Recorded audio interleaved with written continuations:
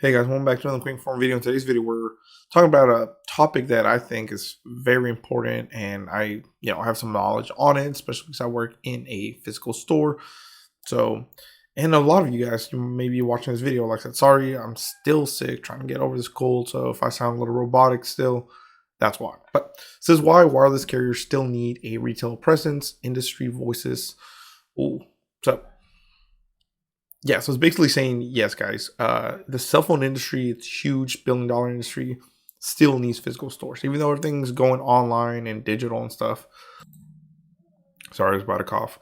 But it says, if the term wireless store basically gives you an image of a dimly lit electronic retailer, the latest flip phone attachment to a wire, to some, the wireless store is nothing more than a walk down memory lane that lost its culture relevancy long ago. So it's basically saying, hey, for some people, kind of like GameStop, it's something that, is going away. But honestly, like I said, I don't know, we still get lots of people in the store every day, guys.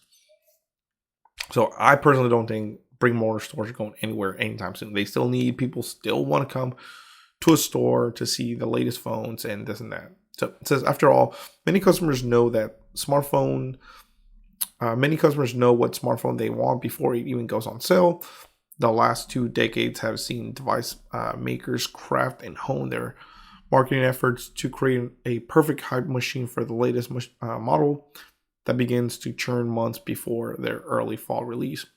But it turns out the wireless store has in fact evolved with time and retains some vital functionality, and it is still a core component of the carrier business model that carriers simply cannot afford to ignore. So it says, according to the latest JD powered data, wireless customers are more satisfied with their experience in a retail store than any other channel for carrier interaction and expect the cost. So basically, they know when they're going to a store, they know they're gonna have to probably pay for setup and goes or anything that has to go with, like, hey, you want to set up your phone, we can do it for free, or maybe you have to pay for it, just depending on the carrier you go to. So it says retail store interaction is one of the biggest factors influencing wireless customers for all levels of satisfaction. So of course, you're going to a store, you want to get that full experience. If you get a good salesman, of course, he's going to help you out. He's going to make you feel like you're at home. It's going to make you feel like, he's there to help you out. Versus if you try to do this online, trust me, guys, like I said, from working from a store, a lot of people will try to do stuff online and either something will go wrong or they don't, they're not sure if that's the best price, or they can confuse. Honestly, it is confusing online. Simpler to go to a store, go to a professional that knows what they're doing. They'll tell you, this is how you get this. These are the requirements. Boom, boom, boom, Says the brick and mortar difference maker. So it says, that's not to say the role the wireless retail store plays in a typical customer journey hasn't evolved quite a bit. For starters, fewer wireless customers overall are using them. That is true. Most wireless customers now say they prefer mobile and digital channels for routine problem resolution, paying a bill, getting account information. I mean, paying a bill, you shouldn't even have to go to a store. Basically, all the carriers right now, guys, if you do a auto pay and paperless billing, you get a discount off your bill. So go ahead and do that. It says, getting customer information, new purchases, and account help, according to JD Power's U.S. wireless customer care study.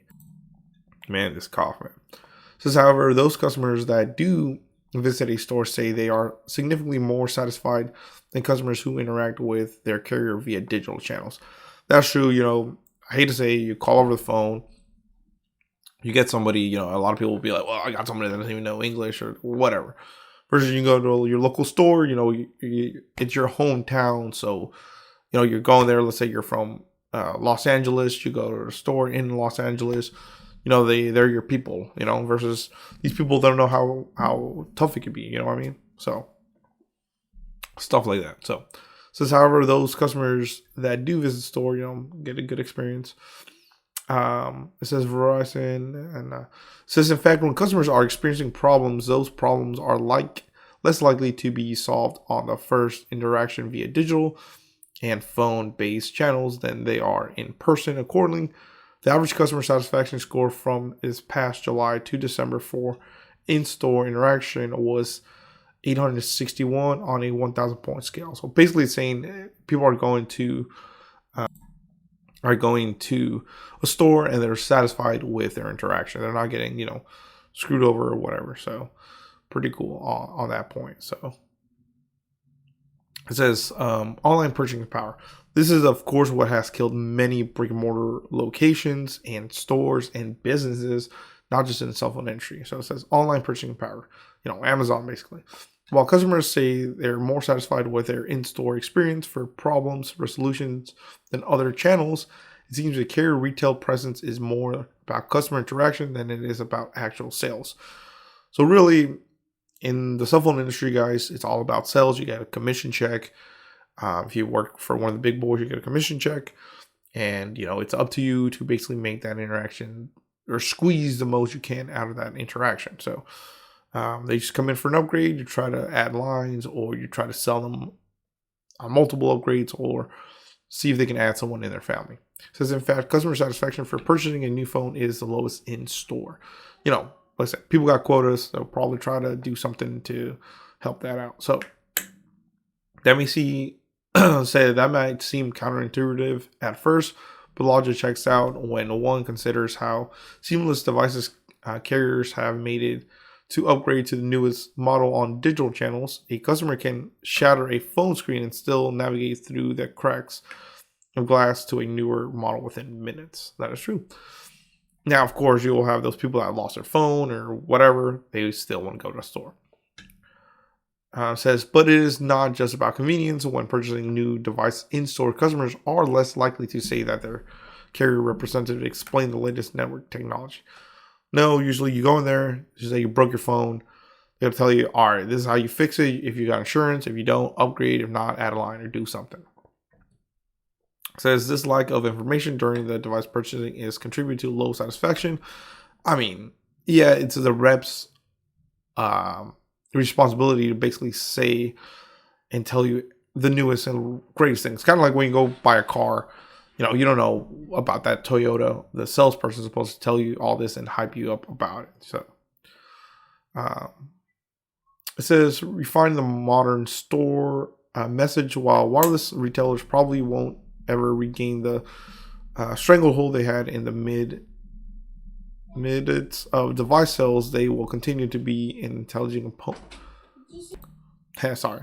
This customers of major carriers want the ability to walk into a store and understand their device features, fix a network problem, or make changes to their plans instead of fighting through a web of voice prompts. And that is true.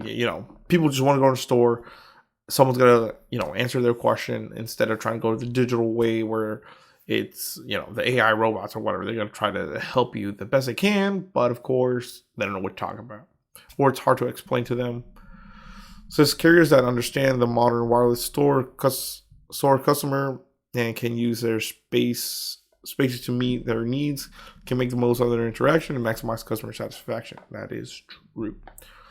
But overall, I personally think, yes, there's less foot traffic of people going to a store, but there are still customers coming in for a reason. They want to see the newest phones. They want to touch them.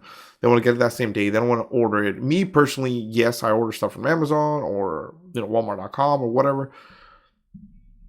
But if I can get it that same day, I want it. So if the phone releases, I don't want to wait 2 days or 3 days or 5 days. I want to go get it. So I'll go to a store. And I understand it's the responsibility of that sales rep to try to sell me on a case, tempered glass, maybe find solutions, or find a need that I might have, to, like I said, add a line, upgrade another line, get a watch, get a tablet. Maybe I do need a tablet for my business or whatever. So it's their responsibility to do that. So like I said, a lot of people still, especially as they get older, it's harder for them to see. It's harder for them to understand. They want to go to a store to get help. Or we have a lot of people who say, well, I called customer service. They told me this. Now my phone doesn't work. Or they tell me I can get this promotion, but it's actually not true. They come to a store. We try to fix it. People still want to come to a store. So me personally, I don't think they're going, brick and mortar stores are going anywhere anytime soon. It's been years and years and decades, and people still come into a store. I personally don't think they're going anywhere. But let me know in the comments below what you think. Please comment, rate, subscribe. More videos come your way. Sorry, like I said, I'm going over this cold. I'm trying to beat it, guys, so it's a little tough. I've been real busy. But check out the description below. You can support the channel that way, so check it out, guys. Thank you.